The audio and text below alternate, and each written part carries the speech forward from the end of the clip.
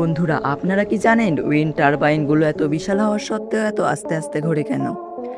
যত দ্রুত ঘুরবে তত বেশি বিদ্যুৎ তৈরি হওয়ার কথা, তাই না? কিন্তু তাও এদের ধীরে ঘোরানো হয় তিনটি মেন কারণে। প্রথমত, এই ব্লেডগুলো এক একটা 100 থেকে 300 ফিট লম্বা হয়। এগুলো বেশি স্পিডে ঘুরলে সেন্ট্রিফিউগাল ফোর্সের চাপে পাখাগুলো ভেঙে ছিটকে যাবে। দ্বিতীয়ত, ব্লেড দ্রুত ঘুরলে পেছনে বাতাসের একটা অশান্ত বলয় তৈরি করে, ফলে পরের ব্লেডটা আর ঘোরার মতো ফ্রেশ বাতাস পায় না। আর তৃতীয়ত, বাইরে থেকে আসতে মনে হলেও লম্বা ব্লেডের মাথায় অংশটা কিন্তু ঘন্টায় প্রায় 150 মাইল স্পিডে ঘোরে। এর চেয়ে জোরে ঘুরলে শব্দের গতির কারণে বিকট আওয়াজ হবে।